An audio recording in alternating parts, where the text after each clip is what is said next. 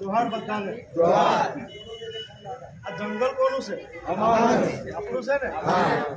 એટલે આપણે તો પહેલેથી જ કહેતા આવેલા છે કે જો જમીન સરકારી હે વો જમીન એટલે કોઈ પણ અધિકારી, કોઈ પણ ફોરેસ્ટ અધિકારી હોય કે બીજા કોઈ પણ હોય, ગામ સભાની પરમિશન વગર આવે તો એને ગામ સભાની તાકાત બતાવવી પડે અને યુવાનો કરી શકે.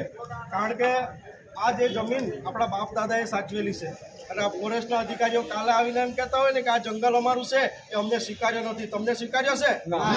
કારણ કે આ જંગલ જમીન બચાવવા માટે આપણા ક્રાંતિકારી બિરસા મુંડાએ શહીદી વહોરી હતી.